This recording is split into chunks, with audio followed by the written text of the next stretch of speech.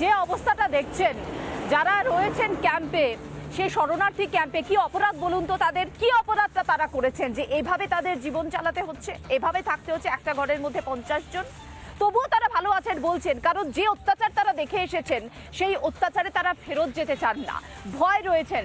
মুর্শিদাবাদের শামশেরগঞ্জের যারা মানুষজন তারা বলছেন যে আমরা যদি ফিরে যাই আবারও তো আমাদের উপর হামলা হবে, সুতরাং বিএসএফ এর স্থায়ী ক্যাম্প দরকার, না হলে আমাদের জীবনের কি হবে? প্রাণ সংশয়, প্রাণ ভয় মুর্শিদাবাদের মানুষজনের। আমাদের প্রতিনিধি সুখেন্দুর একটি বিশেষ প্রতিবেদন।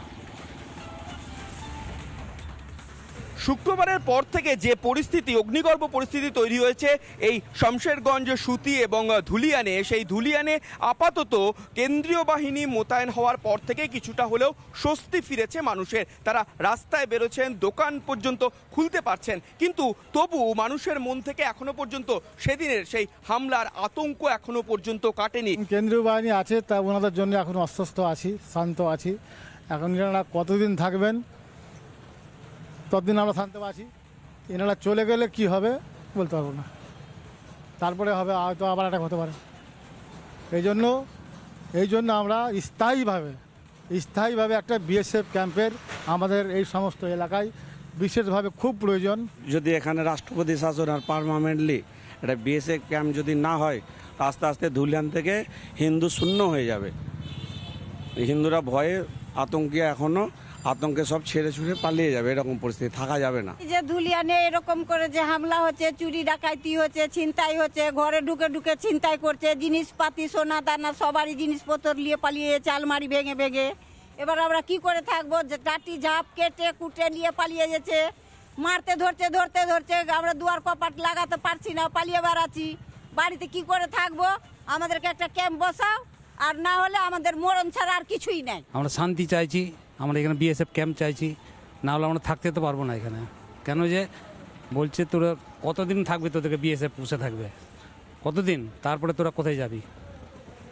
আমরা এই আতঙ্কই আছে। আতঙ্ক তাদের মধ্যে রয়েছে উৎকণ্ঠাও। একই সঙ্গে তাদের দাবি যে স্থায়ীভাবে বিএসএফ এর ক্যাম্প তৈরি হোক এই এলাকায়, তবেই আগামী দিনে তারা শান্তিতে এখানে বসবাস করতে পারবেন।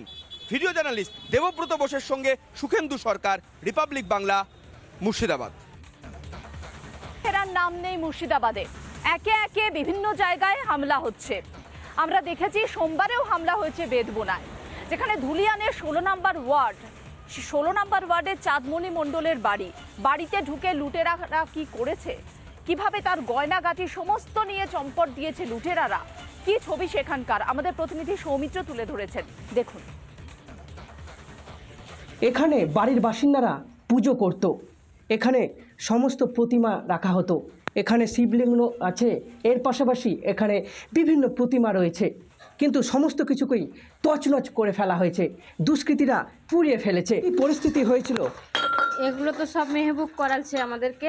মেহবুবকে আপনাদের এই এলাকার কাউন্সিলর সব এগুলো করালছে, মানে খানিকক্ষণ, মানে 2-3 মিনিট পরে দেখে গেছে এখানে, দেখার পরে তার জন্য এগুলো সব ঘটনা ঘটে গেছে। আমাদের খাট ছিল, সব ছিল, মালা ছিল, সবই ছিল, মানে এখন তো কিছুই নাই, সবই। আর গরিবের সংসারে আমরা খেটে খুটে করেছি, বাইরে ভাইটা থাকে, একেবারে পথে বসে গেছে। পথে বসে গেছে, এখন তো কিছুই নাই, এখন শুধু হাত পা আছে, আর কিছুই তো নাই। কেন আক্রমণ করলো তারা? তারা এগুলো সব দখল করার জন্য। তারা আপনাদেরকে এখানে থাকতে দেবে না? না, তারা থাকতে দিবে না বলে তো আক্রমণ করেছে, থাকতে দিলে কি আর আক্রমণ করতো? আপনাদের এখানকার এলাকার বেশিরভাগ মানুষ এখন কোথায়? সব এখন যে যেখানে পাচ্ছে সে সেখানে থাকছে, যান বাঁচাবার জন্য। বিভিন্ন জায়গায় চলে গেছে, বিভিন্ন জায়গায় চলে গেছে, ছড়িয়ে গেছে, কেউ ওই বাইরে আছে, কেউ এদিকে আছে, এরকম। পুলিশ আপনাদেরকে সহযোগিতা করেছিল? পুলিশ আমাদেরকে কোনো সহযোগিতা করেনি, কিছুই করেনি। সহযোগিতা করতে গেলে তো এরকম ঘটনা ঘটতো না। আমরা এখন একটা ক্যাম্প চাই এখানে, বিএসএফ ক্যাম্প। বিএসএফ ক্যাম্প চাই, একটা ক্যাম্পের একটা প্রয়োজন। আজ হিন্দু শহীদ দিবস পালনের ডাক বিরোধী দলনেতা শুভেন্দু অধিকারীর। সরাসরি চলে যাব, বিট্টু রয়েছেন আমার সঙ্গে, বিস্তারিত জানাবেন। বিট্টু, হিন্দু শহীদ দিবস পালনের ডাক শুভেন্দু অধিকারীর, কি পরিকল্পনা, কি কর্মসূচি, বিস্তারিত জানাও।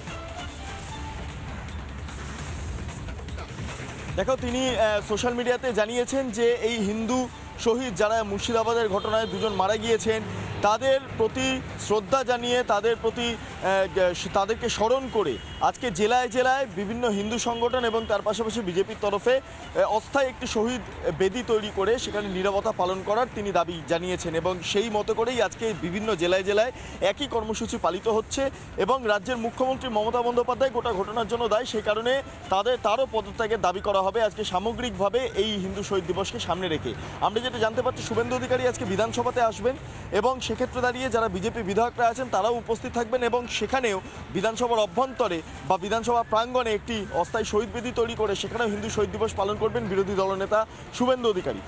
খুব তাৎপর্যপূর্ণ ঘটনা, কারণ এই মুহূর্তে আমরা যেটা জানতে পাচ্ছি যে শুভেন্দু অধিকারী যখন বিধানসভায় থাকবেন সেই মুহূর্তে মুখ্যমন্ত্রী মমতা বন্দ্যোপাধ্যায় ঠিক বিধানসভার উল্টো দিকে নেতাজি ইন্ডোরে তিনি ওয়াকফ নিয়ে কার্যত যে বৈঠক সেই বৈঠক ছাড়বেন। সেই সময় শুভেন্দু অধিকারীর নেতৃত্বে বিজেপি বিধায়কদের এই কর্মসূচি অত্যন্ত তাৎপর্যপূর্ণ। মীনাক্ষী, একেবারে আপাতত ধন্যবাদ বিট্টু তোমায়। নানা ধরনের কন্টেন্ট দেখার জন্য লাইক করুন, শেয়ার করুন আমাদের ফেসবুক পেজ, সাবস্ক্রাইব করুন আমাদের ইউটিউব চ্যানেল। পাশাপাশি অন্যান্য ব্রেকিং নিউজের জন্য অবশ্যই চোখ রাখুন রিপাবলিক বাংলায়।